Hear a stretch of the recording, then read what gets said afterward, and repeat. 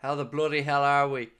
Welcome to what is going to be Craig's Glothathon 2025, because that's all this is going to be. If you think the smugness has been turned up to the max, no. I have a few more settings, a few more dials that I can turn up. Arsenal fans, how are you? You well? It was an interesting game, that, wasn't it? Now, ladies and gentlemen, let me start off with a little bit of I told you so. Remember during the game, 0-0, 90 minutes, everybody was giving the title to Arsenal, and I said, and I quote, "Don't be giving up, anything's possible." We went and won the game. I then said that puts the pressure back onto Arsenal, and they can't deal with it. Like we've said all the way along. They can't deal with it. They ain't built for it. They don't have what it takes to win league titles. And I sat there watching that game, enjoying every second of the heartbreak, enjoying knowing that the goal that they thought was the winner inside the stadium was going to be ruled out. And I sat there sniggering like a child, knowing that you're going to hear the boos as the whistle gets blown and the referee does this and then he points for the free kick. It was glorious. Every goddamn last second of it. It was delicious. And it is, ladies and gentlemen, another decisive twist in the title race in our favour. What could have been a very narrow gap is now getting bigger and bigger. So Arsenal, mind that gap. And also, how's that feel? I loved it. Every beautiful last second of it. Because it shows you, football's mad. Never give up. Never throw the towel in.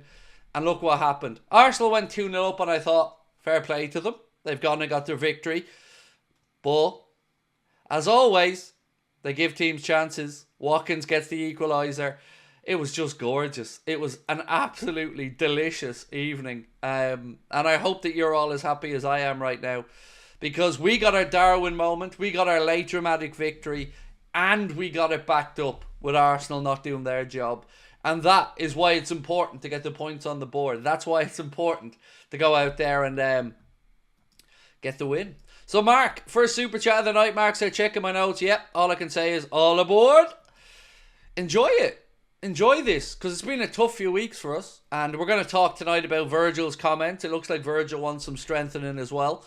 And we're going to just ask how everyone's feeling. But most importantly, we're going to be smug. And don't be afraid to be smug. Enjoy it, because you've earned the right to be smug. What a day. I love the post from Mohamed Salah of him and Darwin as well. Posting big smiles just as the Arsenal result came in as well. I love seeing all those Arsenal fans cheer so hard when they thought they'd won. I know. It's great. It's glorious. And on top of that, they're also about to get a little flavour, I think, of what it's like to have Real Madrid sniffing around. Because I believe, from my understanding, Madrid might make a play for Saliba in the summer. So enjoy that, Arsenal fans, when that comes a knocking as well. Craig, you look happy. What a win. Of course I'm happy. I feel vindicated today for telling people not to quit. But most importantly, I feel vindicated knowing that Arsenal don't have the stomach for a title battle. Now, I have the stomach for lots of things, as I'm sure you can see. But Arsenal aren't made for a title battle. They ain't going to do it. And they couldn't even go 2 weeks without dropping points. So we have a lot to figure out and a long way to go. But today was another decisive shift. And today was another monumental shift in our favour. You know, we are easing away now. 6 points clear with a game in hand. Ipswich come into Anfield next Saturday in the Premier League. Arsenal go away to Molineux. Then we have a difficult game away against Bournemouth. Arsenal have a difficult home game against Manchester City. So there is lots going on. The race for top four is heating up. But today was about vindication for the manager, for Darwin for his moment today. Trent had a bit of an arc of a comeback as well.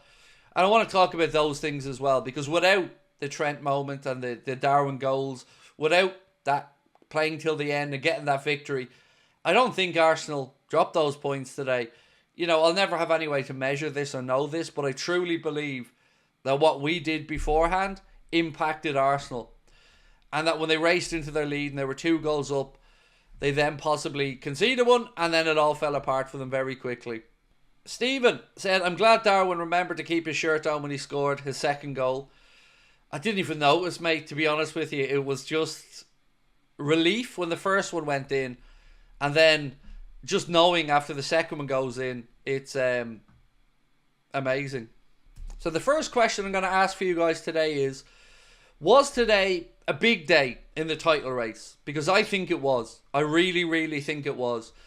If you look at what was possible there, Arsenal could have been in a situation, if we drew, that a win put them within 2 of us. Yes, we still have the game in hand, but it's a lot easier to chase down a team if you're right on their shoulder.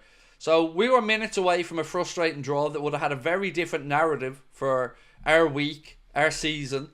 And then Arsenal, if they had have gone and won, it could have been a very, very different day, but it isn't. As it was, we got the dramatic late winner. Arsenal capitulated again and will have used a lot of physical and emotional energy out there in that game. So I think this is massive, massive day. Because it just reaffirms all the points that we'd slipped up in the last week or two, gone again, because we're back to that same gap. So another 3 games or so have been ticked off, but we're still back to that healthy 6-point gap with a game in hand. Today felt like a big day. For me, anyway. Connor Mullen, thank you, bro, for being with us as a member for 17 months. Subs made a big difference. Up the Reds, not the Arsenal ones. Keep smiling, Craig.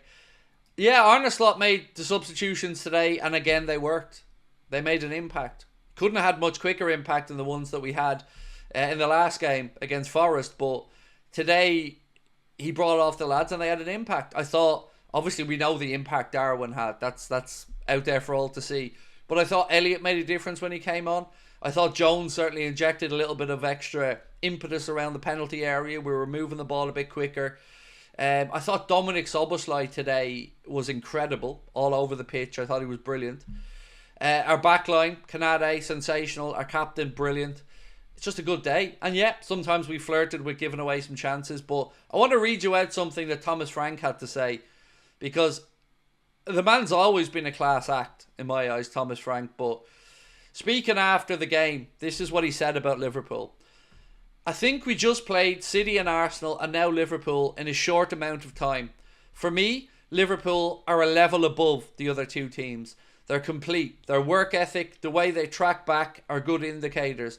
They're so good all over the pitch. Such a threat going forward. These are really, really good. It's the best team in the Premier League and the world. They're huge favourites to win the title. And that's from the Brentford manager, who again, as I said, is nothing but a class act, Thomas Frank. And it's lovely to hear our team spoken about like that. And as he said, he's just played Arsenal recently, played City recently, and he rates Liverpool as head and shoulders above them. So fair play for that one. Very big compliment coming from a class act, as I've said.